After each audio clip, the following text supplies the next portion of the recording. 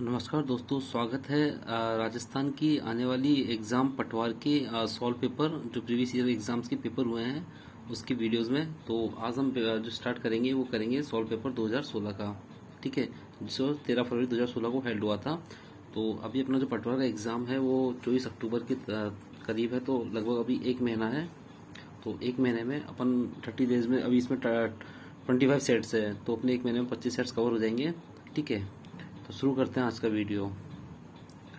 निम्नलिखित में से राजस्थान का कौन सा भौतिक विभाग अपने धरातलीय लक्षणों से सही सुमेलित है? भौतिक विभाग दिया हुआ है, शैल समूह दिया हुआ है। ठीक है, और इसके धरातलीय लक्षण दिए हुए हैं। तो भौतिक विभाग जो चार दिए हुए हैं, इसने दिए हुए हैं दक्षिण पूर्वी पहाड़, सेकंड पश्चिमी बालू का मैदान, तीसरा है अरावली और चौथा है उत्तर पूर्वी मैदान। ठीक है, दक्षिण पूर्वी पहाड़ इसने इसका शैल समूह दिया है आर्कियन विंध्यन क्रम, पश्चिमी बालू मैदान का दिया है रायलो क्रिस्टेसिस क्रम, अरावली का दिया है अरावली तिल्ली क्रम और उत्तर पूर्वी मैदान का दिया है दक्कन लावा विंध्यन क्रम। तो ये थे भौतिक विभाग राजस्थान के। अब उनके धरातलीय लक्षण जो है उनसे हमको मैच करना है। पहला दक्षिण पूर्वी पहाड़, तो उसका क्या गोंडवाना लैंड का विस्तारित भाग है। पश्चिम बालू का मैदान क्या टेटिस सागर का अवशेष रूप है। अरावली क्या प्राचीनतम वल्ली तवर श्रेणी है। और फोर्थ है उत्तर पूर्वी मैदान, जो है सिंधु नदी निर्मित मैदानी भाग। तो इसमें से जो कूट है वो चेक करना है कि कौन सा सही है, सेकंड थर्ड सही है, फर्स्ट फोर्थ सही है, फर्स्ट थर्ड सही है या सेकंड थर्ड फोर्थ सही है। ठीक है, तो इसका राइट आंसर है ऑप्शन ए। ठीक है, और ऑप्शन ए क्या है? ऑप्शन ए है सेकंड और थर्ड। ठीक है, सेकंड और थर्ड जो है वो सही है। तो चेक करते हैं सेकंड कौन सा है। पश्चिम बालू का मैदान जो है वो टेटिस सागर का अवशेष रूप है, और थर्ड जो है अरावली वो प्राचीनतम वल्ली पर्वत श्रेणी है। ये दोनों सही है। तो दक्षिण पूर्वी पहाड़ का गोंडवाना लैंड का विस्तारित भाग नहीं है, और उत्तर पूर्वी मैदान जो है सिंधु नदी निर्मित मैदान का भाग नहीं है। ठीक है, इसमें है पालू का स्तूप युक्त क्षेत्र, यह पूर्वी भाग में स्थित है। इसे जैसलमेर बाड़मेर का चट्टानी क्षेत्र भी कहते हैं। यह 33 का अवशेष वाला चट्टानी समूह है। अरावली भारत के पश्चिमी भाग राजस्थान में स्थित एक पर्वतमाला है। भारत की भौगोलिक संरचना में अरावली प्राचीनतम पर्वत है। नेक्स्ट क्वेश्चन नंबर सेकंड, निम्नलिखित में से कौन सा समूह राजस्थान की पर्वत चोटियों को उनकी ऊंचाई के अनुसार अवरोही क्रम में सही क्रम दर्शाता है? तो अवरोही मतलब बड़े से छोटा। तो ताटखड़, खो, बिलाली, रोजा, भाखर।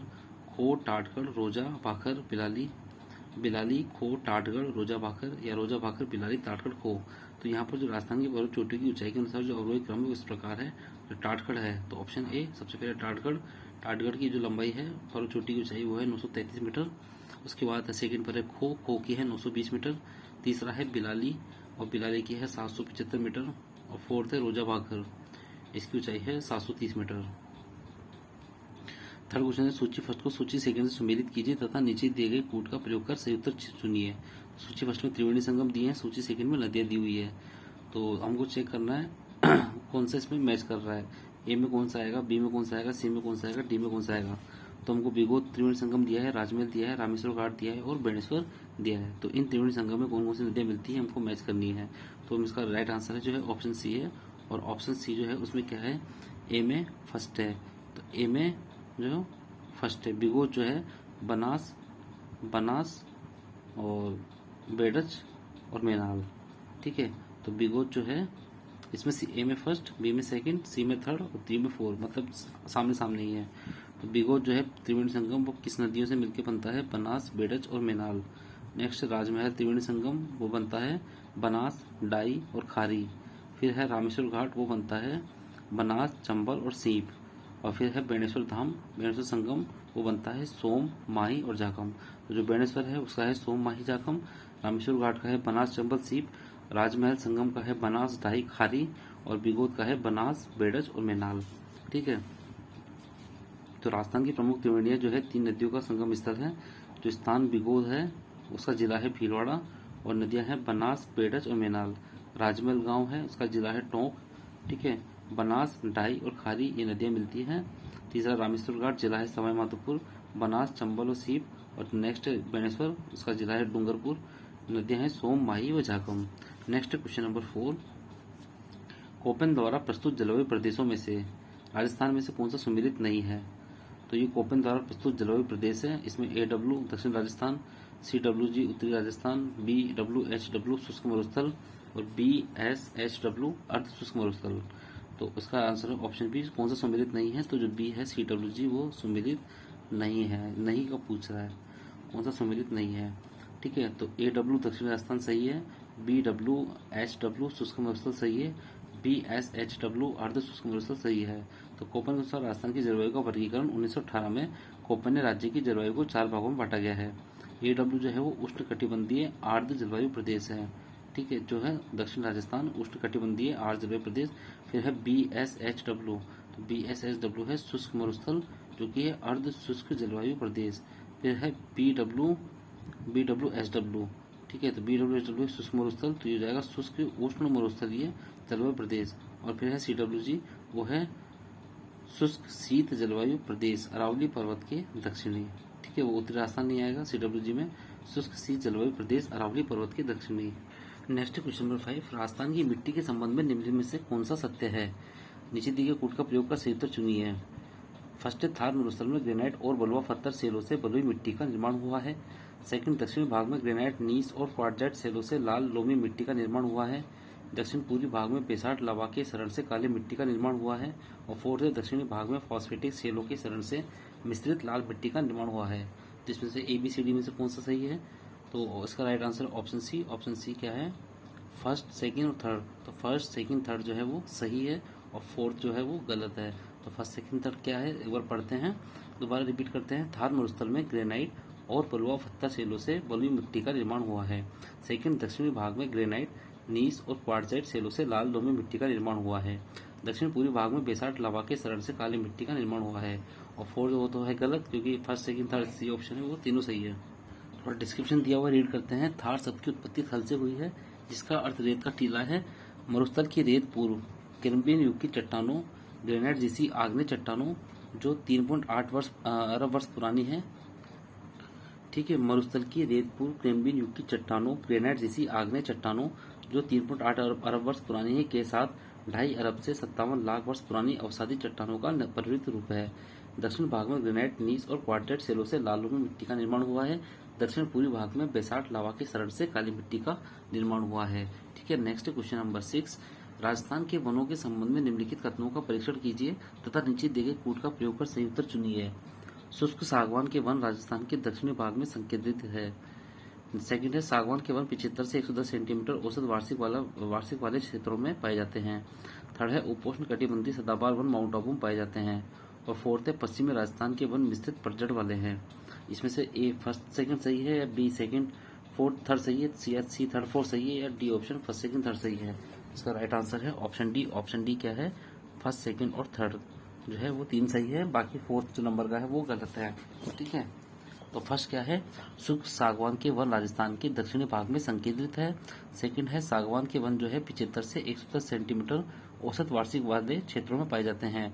और तीसरा जो है वो उपोष्ण कटिबंधीय सदाबहार वन माउंट आबू में पाए जाते हैं। ये तीनों जो है राजस्थान के वनों के संबंध में 3 कथन सही है। जो चौथा है वो पश्चिम राजस्थान के वन मिश्रित पतझड़ वाले हैं, ये गलत है, ठीक है। तो शुष्क सागवान वन, ये वन बांसवाड़ा, चित्तौड़गढ़, प्रतापगढ़, उदयपुर, कोटा एवं बारां मिलते हैं। बांसवाड़ा में सर्वाधिक है, ये कुल वनों का 7% है। इन वनों में बरगद, आम, तेंदू, गुलर, महुआ, साल, खेर के वृक्ष मिलते हैं। सागवान के वन 75 से 110 सेंटीमीटर औसत वार्षिक वाले क्षेत्रों में पाए जाते हैं। फिर है उष्ण कटिबंधीय सदाबहार वन, ये वन केवल माउंट आबू के चारों तरफ ही पाए जाते हैं। ये सघन वन जो है वर्ष पर हरे भरे रहते हैं। इन वनों का क्षेत्रफल मात्र 0.4% है। और इन वनों में आम, धाक, जामुन, सिरिस, अम्बरतरी, बेल के वृक्ष मिलते हैं। नेक्स्ट क्वेश्चन नंबर 7, अरावली पर्वत श्रेणी निकटवर्ती क्षेत्रों में मरुस्थलीकरण के प्रसार को सीमित करती है। सेकंड का इसका कारण है, अरावली पर्वत श्रेणी संपूर्ण राज्य में दक्षिण पश्चिम से उत्तर पूर्व की ओर अविच्छिन्न फैली हुई है। अब इसमें जो option A B C D है उसमें से ए और आर दोनों सही है। ए आर की पूर्ण व्याख्या करता है, बी ऑप्शन ए और आर दोनों सही है किंतु आर ए की आंशिक व्याख्या करता है। ऑप्शन सी ए सही है किंतु आर गलत है। और ऑप्शन डी ए गलत है किंतु आर सही है। तो इसका जो राइट आंसर है वो है ऑप्शन सी। और जो ऑप्शन सी है वो क्या है? ए सही है किंतु आर गलत है। तो ए सही है कथन और आर गलत है। तो कथन सही ए क्या है? अरावली पर्वत श्रेणी निकटवर्ती क्षेत्रों में मरुस्थलीकरण के प्रसार को सीमित करती है, ये सही है। इसका कारण जो है, इसका कारण क्या है? इसका कारण जो है वो गलत है। जो देर का इसने अरावली पर्वत श्रेणी संपूर्ण राज्य में दक्षिण पश्चिम से उत्तर पूर्व की ओर अविच्छिन्न फैली हुई है, तो ये इसका कारण है। तो ये इसका कारण नहीं है, ये गलत है। तो अरावली पर्वतमाला 2 भागों में विभाजित है। सांबर सिरोही पर्वतमाला जिसमें माउंट आबू की गुरु शिखर, अरावली पर्वतमाला का शिखर ऊंचाई 1722 मीटर या 5649.606 फीट सहित अधिकतर ऊंचे पर्वत है। सांबर खेती पर्वतमाला, इसमें 3 विच्छिन्न कटकीय क्षेत्र आते हैं। ठीक है। अरावली पर्वतमाला प्राकृतिक संसाधनों से परिपूर्ण है और पश्चिमी मरुस्थल के विस्तार को रोकने का कार्य करती है। अरावली पर्वतमाला का पश्चिमी भाग मारवाड़ एवं पूर्वी भाग मेवाड़ कहलाता है। यहाँ अनेक प्रमुख नदियों बनास, लूनी, साकी एवं साबरमती का उद्गम स्थल है। इस पर्वतमाला में केवल दक्षिणी क्षेत्र में सघन वन है, अन्यथा अधिकांश क्षेत्रों में यह विरल, रेतीली एवं पथरीली गुलाबी रंग के स्फटिक है। नेक्स्ट क्वेश्चन नंबर 8, क्षेत्रफल की दृष्टि से राजस्थान का सबसे बड़ा कृषि जलवायु खंड कौन सा है? आर्द्र दक्षिणी मैदानी खंड, शुष्क पश्चिमी मैदानी खंड, बाढ़ संभाव्य पूर्वी मैदानी खंड या सिंचित उत्तर पश्चिमी मैदानी खंड? तो इसका जो राइट आंसर है वो है ऑप्शन बी, और ऑप्शन बी क्या है?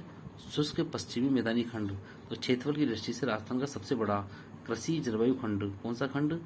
कृषि जलवायु खंड कौन सा है? तो वो है हमारा शुष्क पश्चिमी मैदानी खंड।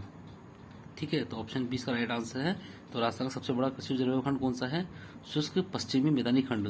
तो राजस्थान का कुल क्षेत्रफल 3,42,239 वर्ग किलोमीटर है, जो कि देश का 10.41% है। राजस्थान में देश का 11% क्षेत्र कृषि योग्य भूमि है। राज्य में 50% सकल संचित क्षेत्र है, जबकि 30% शुद्ध संचित क्षेत्र है। यहाँ सबसे बड़ा कृषि जलवायु खंड शुष्क पश्चिमी मैदानी खंड है। नेक्स्ट क्वेश्चन नंबर 9, सूची फर्स्ट को सूची सेकंड से सुमेलित कीजिए तथा नीचे दिए गए कोड का प्रयोग कर सही उत्तर को चुनिए। तो ये राजस्थान के क्षेत्र दिए हुए हैं और इस सूची सेकंड में गाय की नस्लें। तो राजस्थान के किस क्षेत्र में राजस्थान की कौन सी गाय की नस्ल पाई जाती है वो हमको चेक करना है। तो इसमें कोड हमको चेक करना है कि फर्स्ट में ए में फर्स्ट में सेकंड आएगा कि सेकंड में कौन सा आएगा। तो इसका जो राइट आंसर है वो ऑप्शन डी, और ऑप्शन डी क्या है? Fourth, second, third, first. ठीक है, तो फोर्थ, सेकंड, थर्ड, फर्स्ट के हिसाब से फर्स्ट है हमारा, फर्स्ट में क्या है? 4। तो फर्स्ट है उत्तर पश्चिम। उत्तर पश्चिम में जो क्षेत्र में कौन सी गाय की नस्ल पाई जाती है वो है राठी। ठीक है, तो फर्स्ट में तो हो गया 4। फिर सेकंड में है हमारा सेकंड, तो सेकंड में सेकंड ही है। तो दक्षिण पश्चिम में है कौन सी गाय पाई जाती है? कांकरेज नस्ल पाई जाती है गाय की। फिर तीसरे में है थर्ड, तो तीसरे में डी के ऑप्शन से थर्ड है। तो पश्चिम के जो है क्षेत्र में कौन सी पाई जाती है? थार पारकर। ठीक है, और जो फोर्थ है, फोर्थ में है फर्स्ट। तो दक्षिण पूर्व मध्यवर्ती में कौन सी पाई जाती है? गिर पाई जाती है। कौन सी पाई जाती है? गिर। तो रिपीट कर लेते हैं। उत्तर पश्चिम क्षेत्र में कौन सी पाई जाती है? राठी। दक्षिण पश्चिम में पाई जाती है कांकरेज। पश्चिम में पाई जाती है थार पारकर, और दक्षिण पूर्व मध्यवर्ती में पाई जाती है गिर। तो अब तक जो क्वेश्चन आते थे वो आते थे निम्न में से कौन सी गाय की नस्ल नहीं है, निम्न में से कौन सी गाय की नस्ल है। अब हमको इतना भी याद रखना पड़ेगा कि जो गाय की नस्ल है वो कौन से क्षेत्र की है, राजस्थान के किस क्षेत्र में पाई जाती है। तो यह है लेवल प्रीवियस ईयर्स के क्वेश्चंस का। तो राजस्थान में गाय की नस्लें इस प्रकार है। राठी क्षेत्र उत्तरी राजस्थान में। उपनाम राजस्थान की कामधेनु कहते हैं। प्रजनन केंद्र नोहर, हनुमानगढ़, अनूपगढ़, गंगानगर। यह गाय की सर्वश्रेष्ठ नस्ल है। लाल सिंधी व साहिवाल के मिश्रण से बनी नस्ल है। तो ये लाल सिंधी व साहिवाल के मिश्रण से बनी नस्ल है। फिर है कांकरेज या सांचौरी। ये जो क्षेत्र है दक्षिण पश्चिम राजस्थान में पाई जाती है। कौन सी? कांकरेज या सांचौरी। इस नस्ल की गायों का प्रजनन केंद्र जोहटन, बाड़मेर में है। ये भार वहन में सबसे उपयुक्त नस्ल है। फिर है इसके बाद तीसरी गाय थार पारकर। ये जो क्षेत्र है इसका पश्चिमी राजस्थान में पाई जाती है। इसका अन्य नाम मालानी और खारी है। इसका प्रजनन केंद्र है किशनगढ़, अजमेर में, और दूसरा है जोहटन, बाड़मेर में। गाय की यह नस्ल दूध में सर्वोत्तम नस्ल है। कौन सी? थार पारकर। काय में, दूध में। फिर है फोर्थ गिर। इसका क्षेत्र है दक्षिण पूर्वी मध्य राजस्थान में। अन्य नाम है अजमेर, रेड़ा। प्रजनन केंद्र है डग, झालावाड़ में है। यह नस्ल भी दूध में अच्छी मानी जाती है। नेक्स्ट क्वेश्चन है अपना क्वेश्चन नंबर 10। ठीक है, सूची फर्स्ट को सूची सेकंड से सुमेलित कीजिए तथा नीचे दिए गए कोड का प्रयोग कर सही उत्तर चुनिए। तो ये सिंचाई परियोजना दी हुई है और उससे संबंधित जिला दिया हुआ है, तो हमको वो मैच करना है। ठीक है, तो इसका जो राइट आंसर है वो ऑप्शन ए, और ऑप्शन ए के हिसाब से हम मैच करते हैं। ठीक है, तो ऑप्शन ए में क्या दिया हुआ है? फर्स्ट में दिया हुआ है फोर्थ। तो फर्स्ट हमारी जो गागरिन सिंचाई परियोजना है उसका जिला कौन सा है? झालावाड़। तो ये फर्स्ट का 4 आंसर हो गया, फर्स्ट में आ गया 4। तो गागरिन सिंचाई परियोजना कहाँ है? झालावाड़ जिले में। नेक्स्ट है सेकंड में थर्ड। तो ताकली सिंचाई परियोजना कहाँ है? कोटा में। तो सेकंड में थर्ड आ रहा है। तो ताकली सिंचाई परियोजना कहाँ है? कोटा जिला में है। तीसरा है लहासी। तो थर्ड में क्या आ रहा है? सेकंड क्या है? 12। तो लहासी सिंचाई परियोजना कौन से जिले में है? 12 जिले में है। कौन से जिले में है? 12 जिले में। और फोर्थ है फर्स्ट। तो फोर्थ है चाकन है बूंदी में। तो चाकन जो सिंचाई परियोजना है वो कहाँ है? बूंदी में। तो तो ये सिंचाई परियोजना है उनसे संबंधित जिले हैं जिनको हमने मैच किया है। तो दोबारा रिपीट करते हैं, गागरीन जो सिंचाई परियोजना है वो कहाँ है, झालावाड़ में है। सेकंड ताकली, ताकली जो है वो कोटा जिला में है। तीसरा लहासी, लहासी जो है वो बारां में है।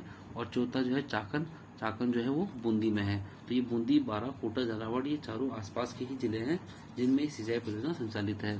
नेक्स्ट हमारा इसमें थोड़ा डिस्क्रिप्शन दिया हुआ है। तो गागरीन सिंचाई परियोजना कहाँ है, झालावाड़ में। ताकली कहाँ है, कोटा जिला में। लहासी कहाँ है, बारां में। और चाकन कहाँ है, बूंदी में।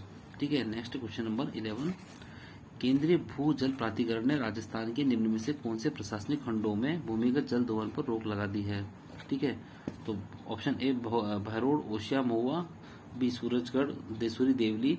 सी है भीनमाल, टोडाभीम, टोडा रायसिंह। और डी है बहरोड, भीनमाल, सूरजगढ़, धोड़ व श्रीमाधोपुर। ठीक है। तो केंद्रीय भूजल प्राधिकरण ने राजस्थान के निम्न में से कौन से प्रशासनिक खंडों में भूमिगत जल दोहन पर रोक लगा दी है। तो इसका आंसर है ऑप्शन डी। ऑप्शन डी है हमारा बहरोड, भीनमाल, सूरजगढ़, धोड़ व श्रीमाधोपुर। इन जगह पर केंद्रीय भूजल प्राधिकरण ने राजस्थान के इन प्रशासनिक खंडों में भूमिगत जल दोहन पर रोक लगा दी है। काय पर, भूमिगत जल दोहन पर जो है रोक लगा दी है। कहाँ कहाँ, बहरोड, भीनमाल, सूरजगढ़, धोड़ व श्रीमाधोपुर। ठीक है। तो देश की एकमात्र मरुभूमि राजस्थान भूजल संकट के कगार पर है। राजस्थान में भूजल के 295 ब्लॉक में से 184 अतिदोहित श्रेणी में आ चुके हैं। आधे से ज्यादा राज्य में जमीनी पानी कभी भी समाप्त हो सकता है। राज्य के कई विधायकों एवं पेयजल कार्यकर्ताओं ने इस पर चिंता जताते हुए तत्काल कदम उठाए हैं, जिसके अंतर्गत बहरोड, भीनमाल, सूरजगढ़, धोड़ व श्रीमाधोपुर जिलों में भूमिगत जल दहन पर रोक लगा दी है। ठीक है। तो ये थे वो जिले। नेक्स्ट क्वेश्चन नंबर 12, राजस्थान का वह राष्ट्रीय राजमार्ग जो एक ही जिले में सीमित है। तो राजस्थान का ऐसा कौन सा राष्ट्रीय राजमार्ग है जो सिर्फ एक ही जिले में सीमित है। 11A, 79A, 76B या 3A। तो इसका राइट आंसर है ऑप्शन बी। और ऑप्शन बी क्या है हमारा, 79A। ठीक है। तो राजस्थान का वह राष्ट्रीय राजमार्ग कौन सा है जो 79A है, जो एक ही जिले में सीमित है। ठीक है। तो कौन सा है, 79A, 79A। तो राष्ट्रीय राजमार्ग 79A केवल एक ही जिले उदयपुर से गुजरता है, जो उदयपुर, झाड़ोल, ईडर तक जाता है। यह राष्ट्रीय राजमार्ग की कुल लंबाई 87 किलोमीटर है। ठीक है। नेक्स्ट है क्वेश्चन नंबर 13, सूची फर्स्ट को सूची सेकंड से सुमेलित कीजिए तथा नीचे दिए गए कूट का प्रयोग कर सही उत्तर चुनिए। तो कुछ खनिज दिए हुए हैं और उनका खनिज क्षेत्र दिया हुआ है, उनको हमको मैच करना है। ठीक है। कौन सा खनिज कौन से खनिज क्षेत्र में पाया जाता है। तो इसका जो राइट आंसर है ऑप्शन ए है। ठीक है। और ऑप्शन जो ए है उसके हिसाब से इसको हम क्या करते हैं, मैच करते हैं। ठीक है। तो ऑप्शन ए में आ रहा है थर्ड। तो सीसा एवं जस्ता है फर्स्ट में आ रहा है थर्ड। तो यह है गूढ़ा किशोरी दास। कहाँ, इसका खनिज क्षेत्र कौन सा है, गूढ़ा किशोरी दास। तो सीसा एवं जस्ता का जो खनिज क्षेत्र है वो गूढ़ा किशोरी दास है। नेक्स्ट है टंगस्टन, टंगस्टन यानी सेकंड में 4। तो सेकंड में 4 मतलब वाल्टा। टंगस्टन का जो खनिज क्षेत्र है वो कौन सा है, वाल्टा है। नेक्स्ट है मैग्नीज, मैग्नीज यानी थर्ड में फर्स्ट। तो फर्स्ट में लीलवानी आ रहा है। तो मैग्नीज जो है, मैग्नीज कौन सा खनिज क्षेत्र है, लीलवानी। और नेक्स्ट है लास्ट तांबा। तो फोर्थ में आ रहा है सेकंड। तो फोर्थ में तांबा, तांबा का सेकंड यानी कोल्हन। तो जो तांबा का खनिज क्षेत्र है वो कौन सा है, कोल्हन है। तो एक बार दोबारा रिपीट करते हैं, सीसा एवं जस्ता खनिज का खनिज क्षेत्र कौन सा है, गूढ़ा किशोरी दास। टंगस्टन खनिज का खनिज क्षेत्र कौन सा है, वाल्टा। मैग्नीज खनिज का खनिज क्षेत्र कौन सा है, लीलवानी। और तांबा खनिज का खनिज क्षेत्र कौन सा है, कोल्हन। ठीक है। ये था क्वेश्चन नंबर 13 का राइट आंसर। थोड़ा डिस्क्रिप्शन दिया हुआ रीड करते हैं। राजस्थान खनिज की दृष्टि से एक संपन्न राज्य है। राजस्थान को खनिजों का अजायब घर कहा जाता है। राजस्थान के कुछ खनिज इस प्रकार है, सीसा जस्ता, यह मिश्रित अयस्क गैलेना से निकलता है। यह उदयपुर के जावर क्षेत्र, मोचिया, भागरा, देवारी व बलाटिया तथा अलवर के गूढ़ा किशोरीदास में बहुतायत में पाया जाता है। नेक्स्ट है टंगस्टन, यह तुल फ्रेमाइट अयस्क से प्राप्त होता है। यह सिरोही के वाल्टा व आपरोडम से प्राप्त होता है। नेक्स्ट है मैग्नीज, यह है सार्लो मेलिन ब्रोनाइटर पाइरोलुसाइट, इसके मुख्य अयस्क है। यह बांसवाड़ा के लीलवाना, तलवाड़ा, सागवा, तानेसर तथा कालाबूरा से प्राप्त होता है। नेक्स्ट तांबा, तांबे के उत्पादन में झारखंड के बाद राजस्थान का दूसरा स्थान है। यह कोल्हन में बहुतायत में पाया जाता है। नेक्स्ट क्वेश्चन है 14, जरीब फीता सर्वेक्षण में गुनिया तंत्र के प्रयोग के संबंध में निम्नलिखित कथनों का परीक्षण कीजिए तथा नीचे दिए गए कूट का प्रयोग कर सही उत्तर चुनिए। ठीक है। तो फर्स्ट है इसका, जरीब रेखा पर शुद्धता से अंतरलम डालने के लिए साधारण गुनिया की अपेक्षा प्रकाशीय गुनिया का प्रयोग अति उपयोगी है। प्रकाशीय गुनिया में दोनों आयताकार दर्पण परस्पर 45 डिग्री कोण पर झुके होते हैं। दो जरीब रेखाओं के मध्य उचित संरेखण बनाए रखने हेतु समाविष्ट गुनिया का प्रयोग किया जाता है। और प्रकाशीय गुनिया की कार्यप्रणाली दो अवतल दर्पणों में से किसी प्रकाश किरण की उत्तरोत्तर परावर्तन नियम पर आधारित है।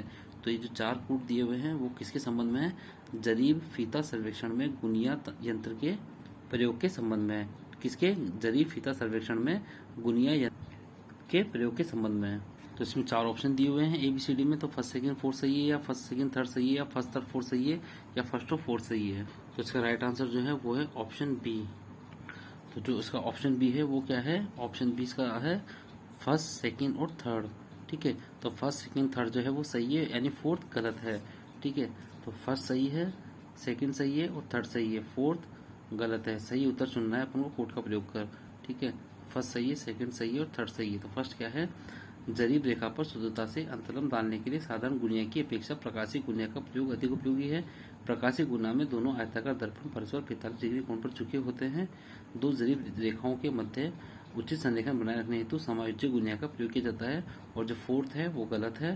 प्रकाशीय गुनिया की कार्यप्रणाली दो अवतल दर्पणों से किसी प्रकाश किरण की उत्तरोत्तर परावर्तन नियम पर आधारित है, ये गलत है। ठीक है, तो ये था क्वेश्चन 14।